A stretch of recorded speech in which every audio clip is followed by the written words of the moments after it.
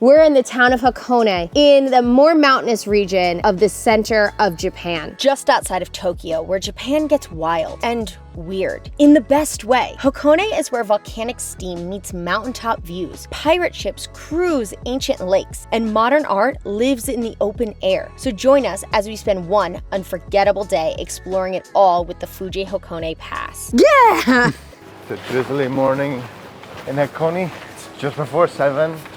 And we're running down to get the bus at 7 o'clock. For our first stop is the shrine, the iconic shrine, sticking out into the water of the floating shrine. The floating shrine.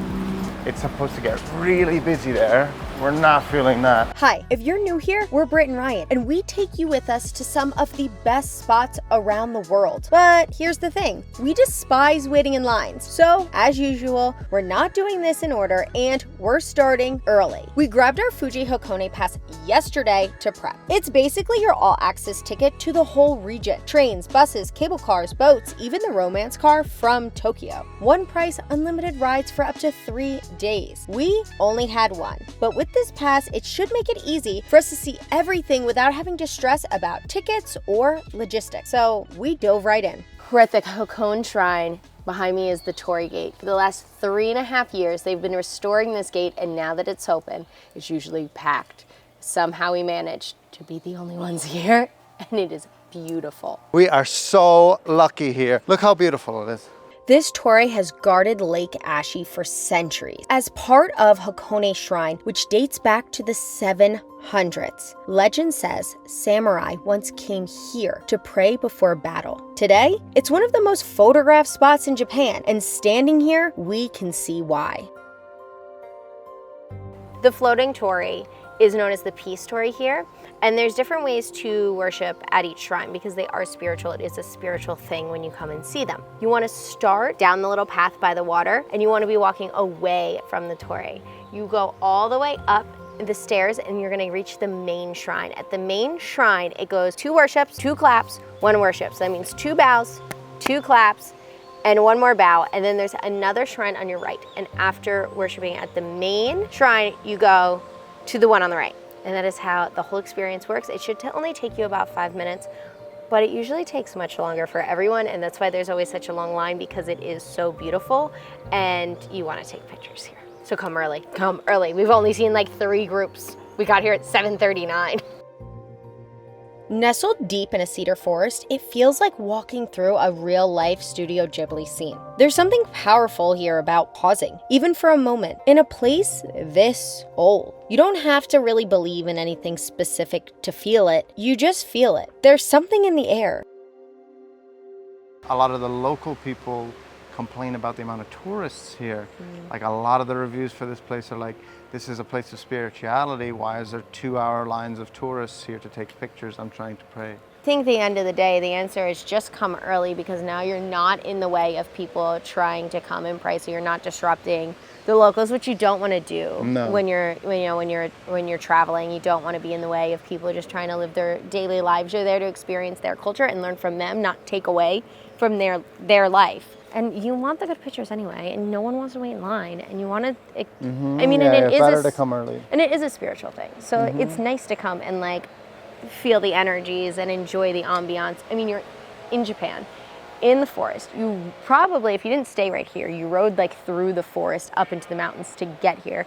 You're looking out over Lake Ashi, which is beautiful, and this beautiful, like majestic and grand, like red gate against the blues and the greens of nature. Like, it's incredible, and it is spiritual. So treat it as such and be respectful.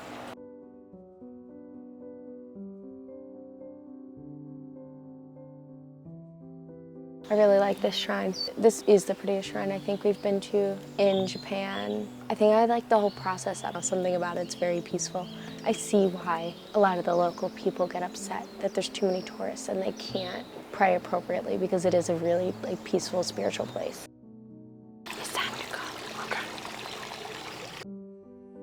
With our shrine visit complete, now it's time to switch gears and set sail across Lake Ashi on a pirate ship. It's a pirate ship. It's a pirate ship.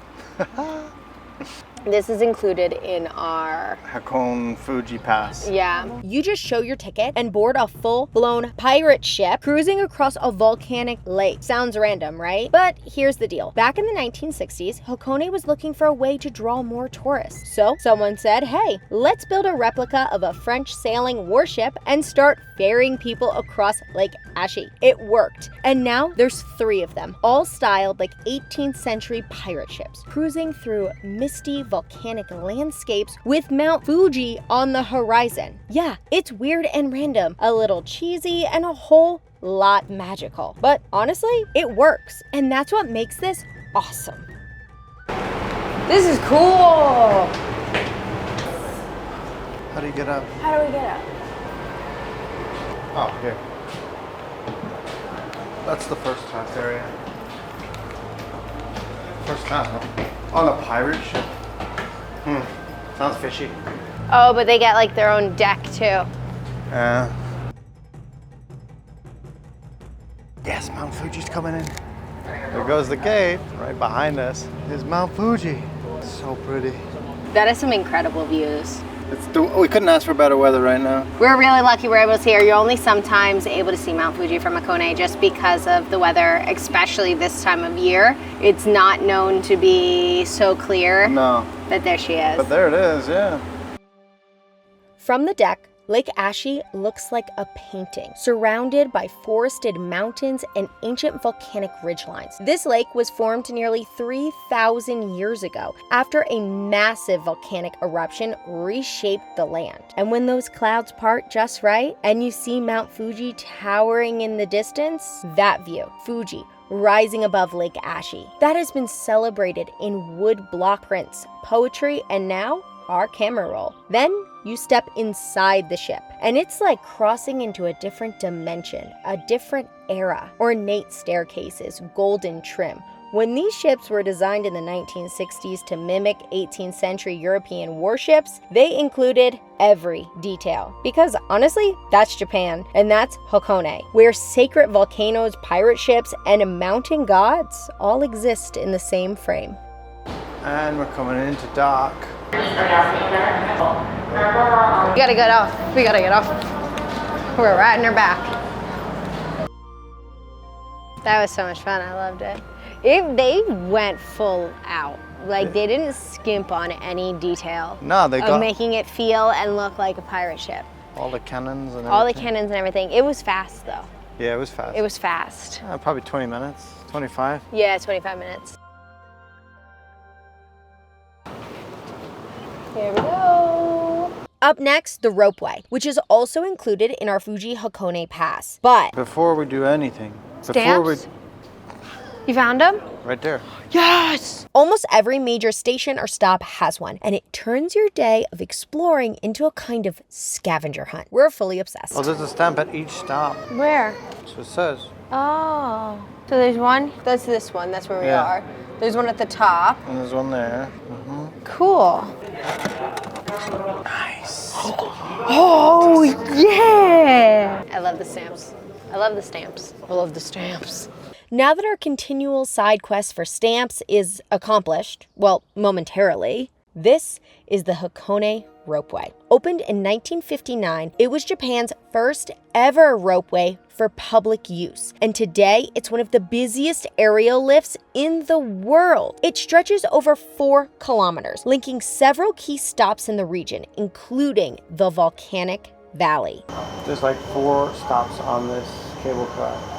But the first one, there's not much here. There's only a car park and a toilet, I think. The second one, you have to get off to switch cable cars. And then I think there's one more on the way down that you don't really have to get off at. But the one that you switch at is where we go down and walk down to the hot springs where they cook the eggs. The ride takes about 30 minutes end to end with panoramic views the entire way. On a clear day, you'll see Mount Fuji in the distance. I think Mount Fuji's in the clouds. On a misty one, you'll float above forests and sulfur vents like you're in a dream. The whole experience is wild, yet peaceful, yet a little bit spooky. I like it. We're about to live an extra 5 to 7 years. Is it only 3.5 if you only eat half an egg? I think that's how math works.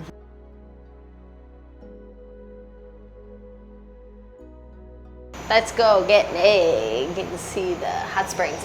You can't swim in these hot springs, it's way too hot, but you can get an egg that's been cooked in there. The egg, because of the sulfur, this shell turns black, so it looks a little funky. And the lure is it makes you live an extra 5 to 7 years. We're gonna try it out. Maybe we'll live forever if you eat all the eggs. I see the stamps. I see one stamp. Oh yeah, this is the 3rd stamp.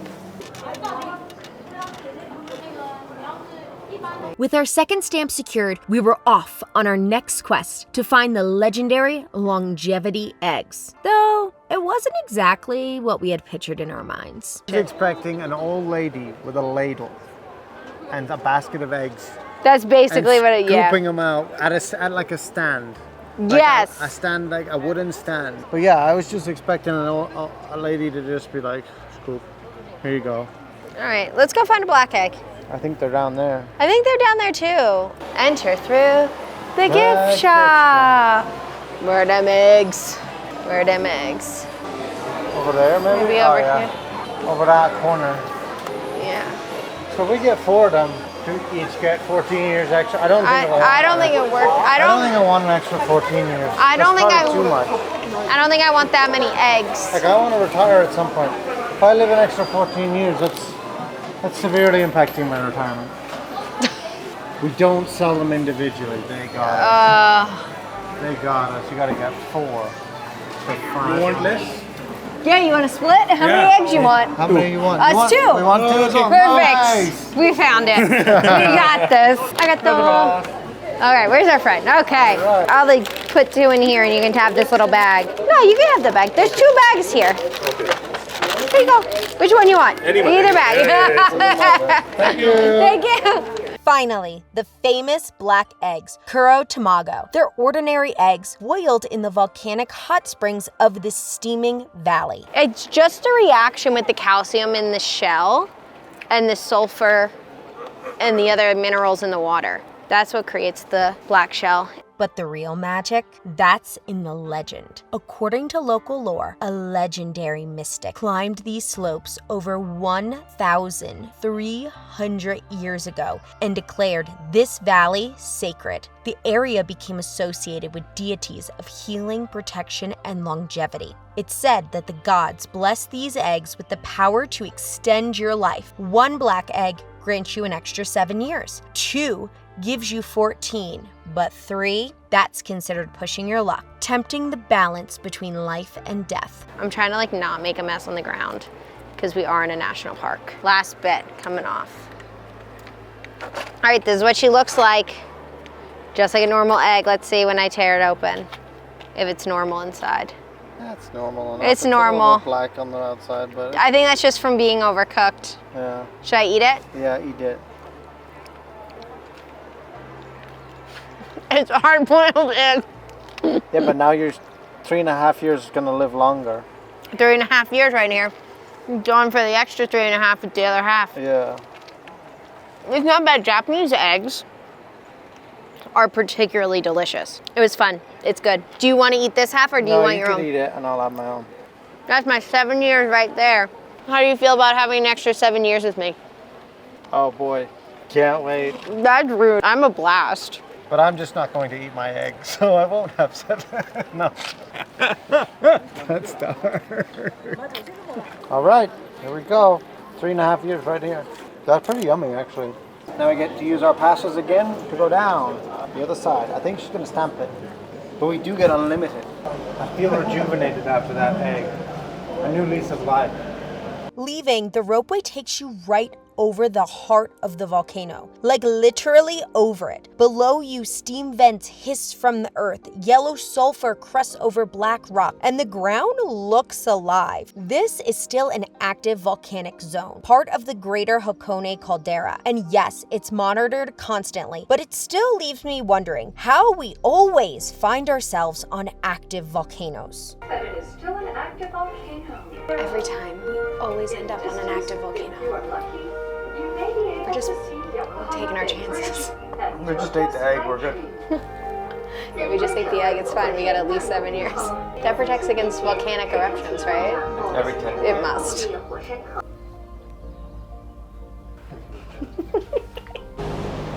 End of the line. Time to get off.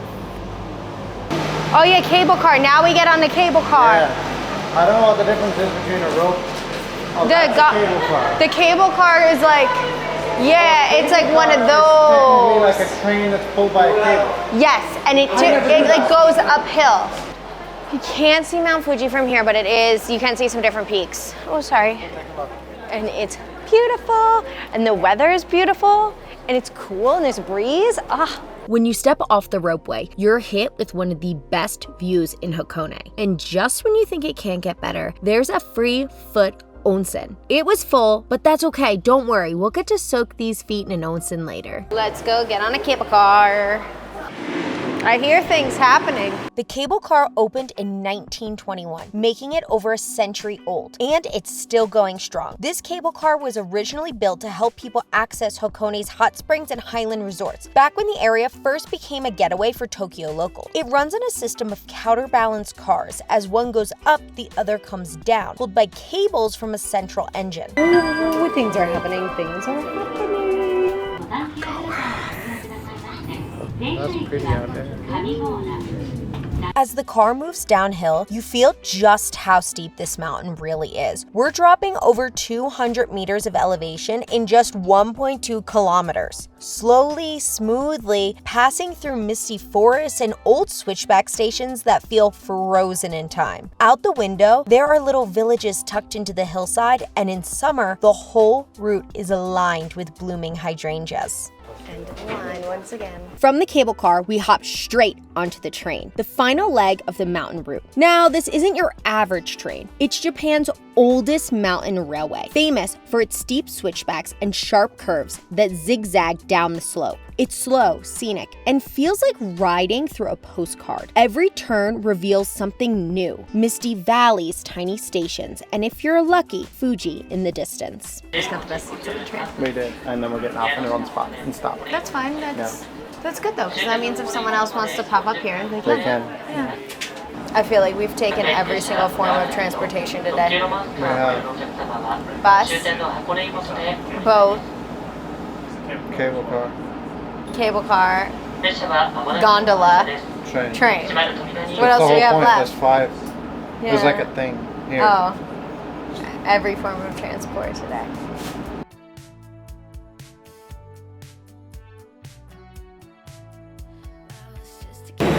They have set up all of the logistics in Hakone so perfectly that they've truly like taken all of the stress of having to plan what you're doing all day out of your hands. It's like amazing. Our next stop, the Hakone Open Air Museum, and it's nothing like we expected. Set on rolling hills at the base of the mountains, this place blends massive sculptures with nature in a way that feels both surreal and peaceful. It opened in 1969 as Japan's first open-air art museum, and the idea was simple but bold. Let people experience world-class art outside, surrounded by wind, light, and sky. There's over 100 pieces of art here, from Picasso to abstract steel giants, all scattered across lawns, forests, and even Hot spring foot bath. Nice, I could use one of those. Yes. it's part gallery, part playground, part dreamscape, and one of the coolest surprises of the day. And there was one thing I was most looking forward to seeing. This is called the symphonic sculpture, and you can go in it. It's like a staircase up, and it's all surrounded by glass. It's all stained glass around the surroundings, so it like plays all the different messages of love and the joy of life and a shining sun in through the stained glass. It's pretty spectacular. Designed by artist Gabriel Loire, a French stained glass master whose work appears in cathedrals around the world. He created this in the late 1970s as a space people could enter, not just look at. The tower itself is made of concrete and iron, but inside, a full 360 degrees of stained glass stretching nearly 60 feet high. You climb a spiral staircase through color and light, and somehow it all feels sacred. Bigger than I imagined, brighter. It's one of the rare places that has lived up to the idea that I've carried around in my head. Made it to the top. This is pretty. You can look over all the sculptures, or a bunch of them. Are you ready to go in the foot Onsen? Yeah, Me too. I think we both need it. I see it down there, and I see multiple empty spots, and I've noticed that it's a pretty fast turnover in there, so I'm pretty excited about that.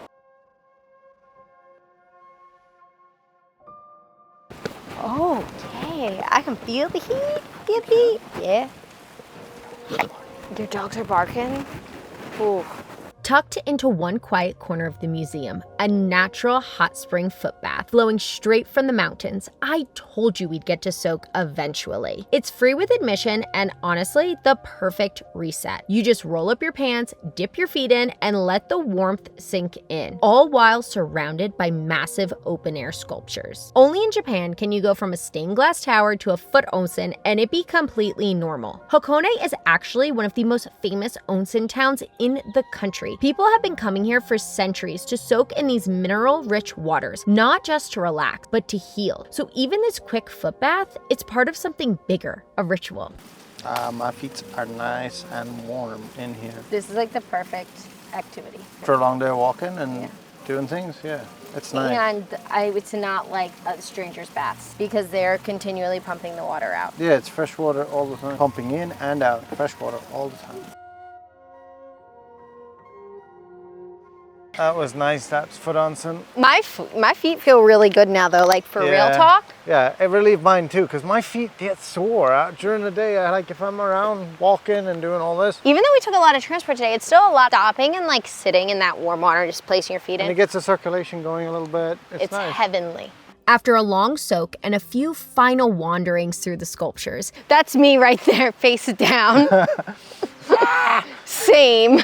Life. It's time to head back to the train. And honestly, we saved one of the most peaceful parts for the end. The train zigzags through forests and small villages, slowing at each curve like it's in no rush to leave. Have we mentioned it's hydrangea season here? And the tracks are lined with huge bursts of purple, blue, and pink. Locals call it the hydrangea train. And when the flowers are in bloom, it feels like riding through a watercolor painting. It's the kind of ride where you put your phone down, lean into the window, and just let the day catch up with you. Hakone has given us art, adventure, quiet moments, and this train. It's the perfect way to let it all sink in. We're back by our hostel where we started this morning. We're exhausted. The batteries are all dying. So that is it for our day. Like, subscribe, and hit the notification bell. You're not gonna wanna miss a thing, because next week we're in Tokyo.